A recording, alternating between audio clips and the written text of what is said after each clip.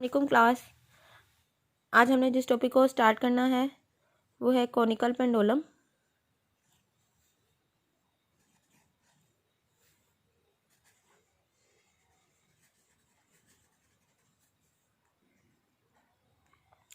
पहले हम डिफरेंस देख लेते हैं कि सिंपल पेंडुलम और कॉनिकल पेंडुलम में डिफरेंस क्या होता है।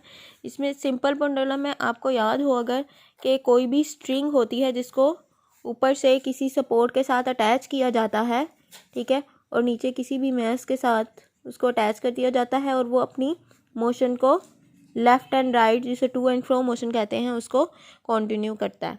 जबकि कॉनिकल पेंडुलम में हम कोई भी पेंडुलम लेते हैं जिसको ऊपर से किसी सपोर्ट के साथ अटैच कर दिया जाता है, ठीक है, ये आपकी ये वाली लाइन होगी, ठीक है, ये किसी भी मैस एम के साथ इसको हमने अटैच कर दिया है। अब इसकी जो मोशन है वो जस्ट लेफ़्ट राइट नहीं होगी, ये पूरे एक सर्कल में जो है मूव करेगा, पूरे सर्कल में इस तरह से घूमेगा, ठीक है। इसकी मोशन को मैं अभी रिप्रेजेंट करती हूँ। उससे पहले हम कुछ टर्मिनोलॉजीज इसकी देख लें कि इसमें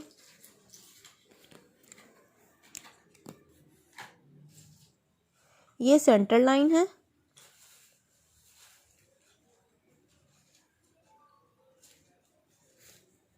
ठीक है,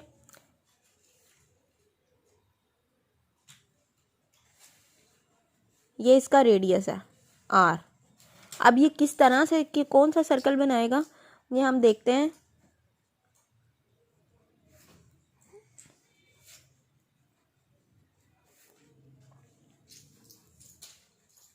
इस सर्कल के अराउंड ये मूव करेगा। ये रेडियस चारों तरफ से सेम होना चाहिए था, यहाँ से मेरा थोड़ा सा छोटा बन गया, लेकिन आप बुक में देखेंगे कि ये इस पॉइंट का हर उससे डिस्टेंस, सर्कमफेरेंस से सर्कल के डिस्टेंस सेम होना चाहिए, क्योंकि ये सारा रेडियस है ना, ठीक है। तो इसमें आप देखें कि ये इसकी मोशन जो होगी वो इस तरह से 3 डायमेंशनल होगी। सिर्फ ये लेफ़्ट राइट मूव नहीं करेगा, ये पूरे सर्कल में मूव करेगा, ठीक है। ये आर इसका रेडियस जिसे हमने कैपिटल आर से रिप्रेजेंट किया है, ये यहाँ से लेके यहाँ तक जिस थ्रेड के साथ हमने इसको अटैच किया है ये लेंथ है, ठीक है। लेंथ को हम एल से रिप्रेजेंट करेंगे, कैपिटल एल से। अब इस पेंडुलम के ऊपर 2 टाइप्स की फोर्सेस जो हैं वो एक्ट कर रही हैं इस टाइम, ठीक है। ये इसका ओरिजिन ओ है, जिसे हम ये जो सर्कल में मूव कर रहा है उसका सेंटर भी कंसीडर करते हैं। तो इसमें 2 टाइप की जो फोर्सेस हैं वो एक्ट कर रही हैं। एक फोर्स आप देखें कि एक तो डाउनवर्ड फोर्स होगी इस तरह से, जो कि इसकी वेट है, W = mg वेट है। दूसरी इसमें टेंशन की फोर्स, स्ट्रिंग क्योंकि स्ट्रेच हुआ है तो इसमें टेंशन T फोर्स जो है वो एग्जर्ट कर रही है, ठीक है।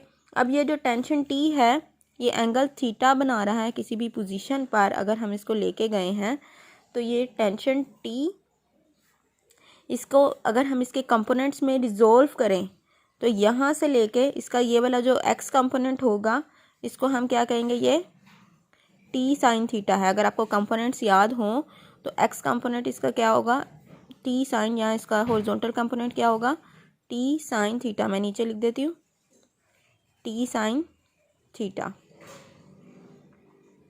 इसके अलावा इसके 2 कंपोनेंट्स को हमने लेना है। एक इसका रेडियल कंपोनेंट होगा, रेडियल कंपोनेंट एक्सिस से बाहर होगा, इसको मैं स्मॉल r कह रही हूँ, और दूसरा इसका z एक्सिस के अलोंग होगा, ठीक है। z एक्सिस हमारा ये होता है वर्टिकल। तो 2 कंपोनेंट्स को हमने स्टडी करना है, radial component and vertical component. इसमें अगर मैं एक डायग्राम और आपको बना के दिखाऊं कंपोनेंट्स के लिए, टेंशन के कंपोनेंट्स के लिए, तो ये 2 हमारे एक्सिस होते हैं, ये हमारा रेडियल कंपोनेंट होगा, ठीक है। ये टेंशन का रेडियल कंपोनेंट होगा T साइन थीटा। क्यों? क्योंकि टेंशन का वेक्टर हमारा ये है, ठीक है। ये T साइन थीटा होगा अगर ये थीटा एंगल बना रहा है, और ये इसका अलोंग Z एक्सिस है, ये हमारा Z एक्सिस है वर्टिकल कंपोनेंट। तो Z एक्सिस के अलोंग जो टेंशन का कंपोनेंट होगा वो T Z equals to T cos theta, ये वाला कंपोनेंट है, ठीक है। T Z equals to T cos theta ये वाला होगा। अब इसमें आप देखें कि सबसे पहले ये इसको कोनिकल पेंडुलम की आपको अरेंजमेंट समझ आनी चाहिए। इस सिंपल पेंडुलम में हमारे पास क्या होता है, ये सिर्फ लेफ्ट राइट मूव करता है, लेकिन इसमें ये पूरे सर्कल में इस तरह से घूमता है, ठीक है। ये सर्कल का अगर हम सेंटर ले रहे हैं तो ये इस पे दो तरह की फोर्सेस एक्ट कर रही होती हैं एट अ टाइम। एक वेट होता है, दूसरा स्ट्रिंग की टेंशन फोर्स होती है, ठीक है। दो कंपोनेंट हमने इसके लेने हैं, एक रेडियल कंपोनेंट है जो कि एक्सिस से बाहर है, दूसरा इसका वर्टिकल कंपोनेंट है। अगर हम यहाँ से देखें इस डायग्राम से, तो ये अगर टेंशन टी की फोर्स है तो इसका जो रेडियल कंपोनेंट होगा वो टी साइन थीटा होगा, और इसका जो जी कंपोनेंट वर्टिकल कंपोनेंट होगा वो टी कोस थीटा के इक्वल होगा टेंशन का, ठीक है।